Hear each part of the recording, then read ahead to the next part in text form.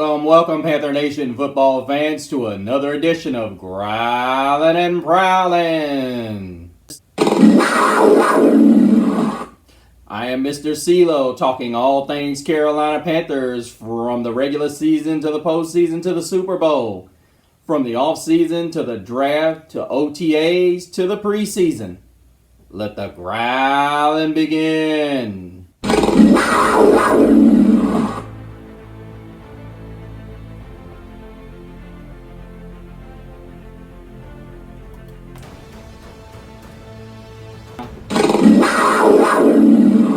Welcome back, all you Black Cat fanatics.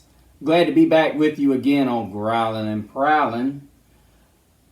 I think all of us need to just take a breath and kind of soak in what happened here tonight.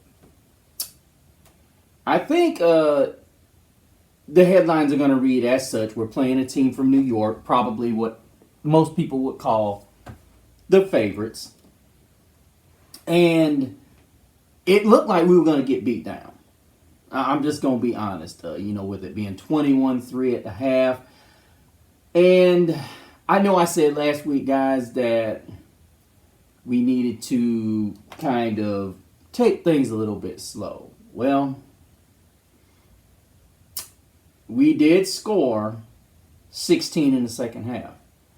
13 in the fourth quarter, mind you. First unit was not, I can't even say they were bad. They weren't, on both units. The offensive line is even Ike Ekwonu, this is the guy that we're expecting to make that jump. And I think everybody in the league expects him to make this jump. And right now, after 2 games, it's looking like he ain't kicking it into gear yet. You expect when a guy who's going against guys like Justin Houston and Amari Barno and Brian Burns and DJ Johnson every day in practice, it would start to be, okay, I'm developing into that elite guy. I'm not saying that he was horrible, but it would not surprise me when the PFF grades come out that he scores at one of the bottoms again. It would not surprise me. We're not getting pushed to run the football well. Second and third units are doing pretty good. But I think it was more of a Black Shears. There were some good holes. And I saw a couple of guys in the chat room, and I want to make sure I bring these up because there's a lot of good chat rooms that Growlin' and Prowlin' is able to be seen from. And I keep pounding platform on Facebook is one that is very prominent. And I saw a guy say Chew was a bum, and I don't agree with that. Not because he was one of my favorites coming out of Oklahoma State, but look, if he doesn't have a place to run, guys, there's no running back on the planet that's going to be able to do anything with that. So let's keep it in perspective. Chuba didn't have very much room to run in. So let's give the guy some credit. This was a guy that ran pretty well last year. He's the same running back. He's not a power back, guys. You just have to accept that. This is a guy that is a between the tackle. Is not necessarily your between the tackles, but he's more of an outside guy, a perimeter guy. He can go between the tackles, but he has to have lanes, guys. If he doesn't have lanes, he can't run the football. So this ain't all on Chuba Hubbard. It's not going to be any better when we get Miles Sanders back there. We're just going to get him beat up. So with that being said, guys, there was a change at one of the guards as Cade Mays was hurt tonight, and the rookie Chandler Zavala, one of Ike Ekwonu's teammates, got the start tonight, and it wasn't great. As I said before, Bryce Young is already getting beat up, and all I can say is we saw a couple of different looks from the offense tonight. There was a couple of variations in the passing game, but not much variation at all from what we saw last week. And the only thing I can say is we found a few answers, not many. I haven't talked about the defense yet. But I'm trying to break it down like I did last week. we came within, I guess you could say, an erratic fourth down throw by Luton. Luton, and I guess his name is Luton Luton. I don't want to get his name wrong, but he wasn't great by any stretch of the imagination. I'm not trying to sit here and say he was horrible, but for what it's worth, he was 2 of 7 and had the lone touchdown, which was a pretty throw. I will admit that. It was a very nice throw, and Gary Jennings made a great throw. Great catch, excuse me. He had ran a great route. And if that's anything from what we have in the trick bag of tricks, why don't we run those things? I know what people are going to say, oh, well, that's red zone. That's this and that. Yeah, that is a difference. But then when you run these plays within the other 80 yards, they can still work just the same. It's not necessarily just because it's man on man. When you're in 3rd and long, you run those same plays. But there were a couple of plays where Matt Corral missed guys, and they could have easily have been big plays. And Mingo didn't finish a route, and Laviska Shenault, as much as I love this guy, he didn't finish a route, and it cost us another opportunity. And Bryce Young, we're showing that he's accurate when he's able to get it out of there. But for the most part, looking at the entire stat line, you've got Blackshear 8 carries, 31 yards, and that touchdown. Chuba Hubbard 8 carries, 30 yards. Spencer Brown 10 carries, 26 yards, and Matt Corral had 1 carry for 13 yards. Well, looking back at our quarterbacks, Corral was better, but he didn't hit it. I think he had one really good throw. It was pretty darn nice throw to Shi Smith. So if I had to evaluate him, I think he's being very careful with the football. And as they were talking about last week, he feels like he's auditioning for other teams. I don't know if that's the case. I think he's, I think he may be auditioning for a backup position, but this ain't about Matt Corral. I think for the most part, this offense still has a long way to go. Mingo had a really nice reception other than Gary Jennings, Mingo had a really good, nice reception. Shark also had a nice across the middle reception. Javon Williams had a pretty good game. Adam Thielen had a good 3rd down conversion. And Tommy Tremble would have had a touchdown if Luton hadn't missed him. There was a throw that would have been 6. It was a safety cornerback split, and he just missed him. Josh Vann had a good reception for 21 yards, as well as Shi Smith with his being 27. It was a great throw by Matt Corral. But as I said, looking at a lot of the statistics here, not a lot to be happy about. So I just look at it from I'm hoping they're going to bring something else differently. The offensive line still has a lot of work to do. It's not looking good. It's looking like Bryce is going to get beat up some more. So, but despite the look, it was 21-19. You could say the Giants were either more or less trying to pack it in. Not saying that the guys didn't they gave up or they just didn't that and other, but our guys did fight. They wanted to finish the game. But let's talk about the defense a little bit. First team defense, we got to figure out how to stop football on the run. You can't beat somebody, and this is where Coach Avero's got to figure out. This play action pass is killing us. And people are looking at Coach Avero's system and they're saying, okay.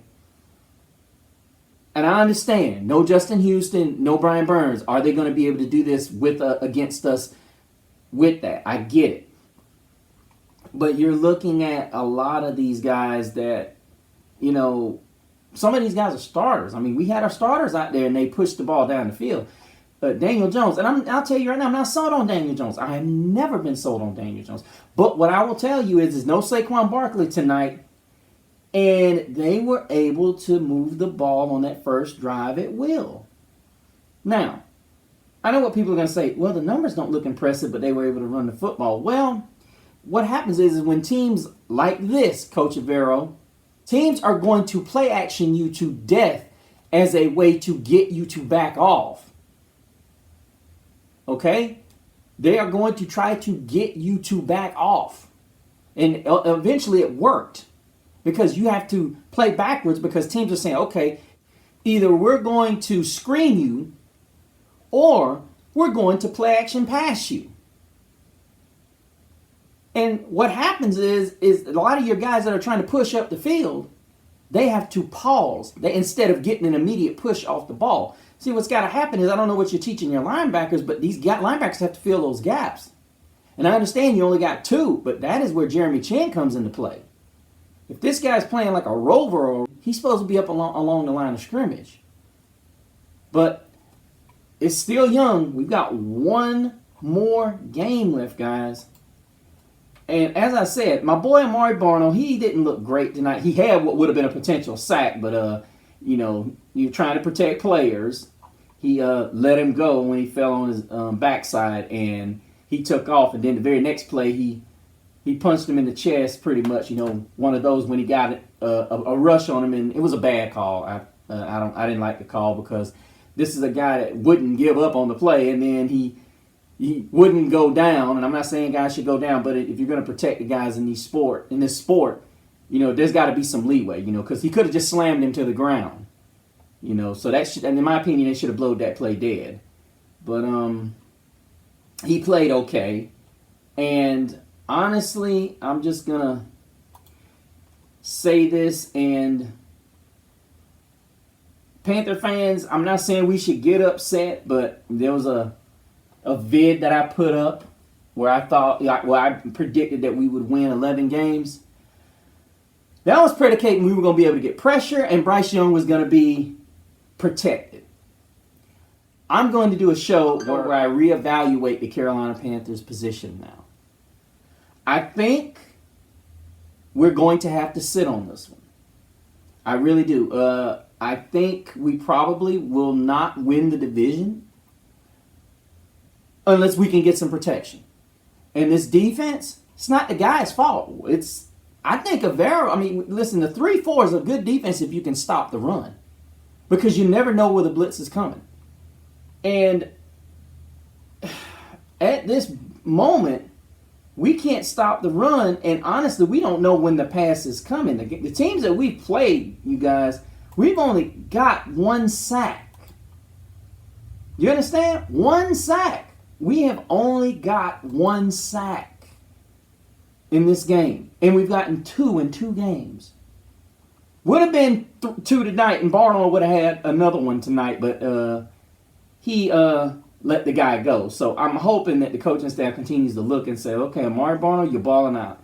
DJ Johnson only had 1 tackle, but he had a couple of pressures tonight as well. And looking at a whole, Raekwon Williams had a pretty good game tonight. I got to point him out. Defensive tackle, Raekwon Williams had a good game. He had 4 tackles and 2 solos and a tackle for loss. Brandon Smith had a pretty good night. Key Taylor continuously playing well for that roster spot. He had 4 tackles. C.J. Henderson again had 4 tackles. And Jamie Robinson had 3 tackles. Shaq Thompson had 2. Gruber Hill had 2 more tackles tonight. Bumper Pool had 2, but he was kind of quiet tonight. Rajon Wright had 2 tackles tonight. But looking at it as a whole, Barno also had a tackle tonight to go along with his 1 missed sack and his 1 badly positioned quarterback pressure. I know all y'all are saying, well, you get over the Barno thing. Well, I can't get over the Barno thing because he's out there doing this stuff with guys that are not going to be the starters. The other side is going to be Brian Burns. But in other news, I would say Edo Gross Matos, there was a lot of talk about this guy, and he got blocked by a running back tonight. Now, I don't like to put nobody on blast, but he got blocked by a running back tonight, guys. Not what you want to see when you're fighting for a roster position or possible starter / possible backup, number 1 backup. So I don't know where this stands, but I think we have something to look up to. And I know a lot of people say, well, what, the second team? Yeah, that's silver lining, people. We scored points. We weren't shut out again. And even the first team offense wasn't shut out. They scored for 3 points. So, and even then we can look back at it and say, with Eddie Pinheiro hurt, we had Matthew Wright come in and hit 2 field goals. One of them was a 53-yarder. So I think if Pinheiro is out for an extended period of time, we can look at that and say, okay, we can look at that as a positive look if we need this guy. Because, as I said, we can sit here and we can talk about it. If we're going to be successful this year, we're going to need every point, guys. This is not going to be a laughing stock. If we do not have a kicker that can make these kicks, we're going to be in serious trouble. Before we get out of here, guys, I just want to tell you guys, thank you so much for all the support. And before we go, guys, I want to give a shout out to some of my favorite groups.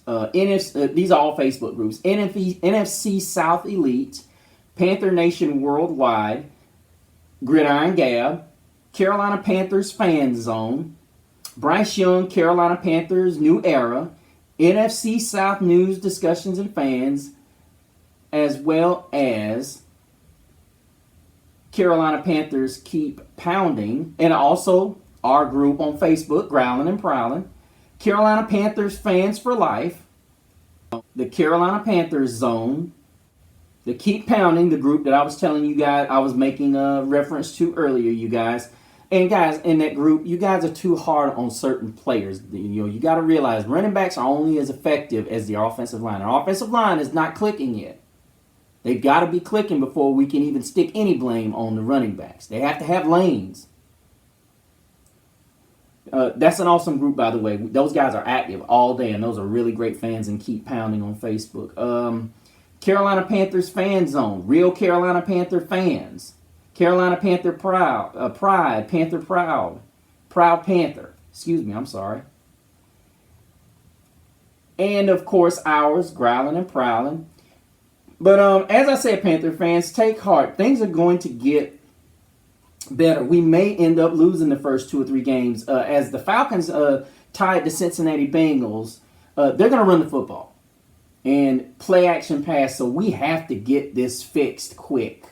We don't have any margin of error against those guys. We conclude our preseason with, matter of fact, I'm getting a message now on Facebook from the Keep Pounding group, guys. As I said, you guys are awesome. I appreciate all of the love that you guys give me on Growling and Prowling. Keep hitting it up. And I look forward to giving you a follow-up. We finish the preseason next week at 5 p.m. at home against the Detroit Lions. I'm not sure who all is going to play in that game. I would imagine that we would still continue to put our starters out there, as I would think Detroit too, because a lot of teams are still trying to get that feel. And, of course, I know people are saying they don't want to get their stars hurt in the finale, but you got to think you got a week in between opening day. So we close up next Friday against the Detroit Lions. Hopefully we can pull out a win and take some momentum into the regular season. As you know, we manhandled Detroit last year, but we ran for over 300 yards against them. So as I said, guys, as I get ready to step up out of here, take heart in knowing that we're growing, we're young, and we're going to keep growing. So till the next time, keep prowling the airwaves and keep growling out. Keep pounding.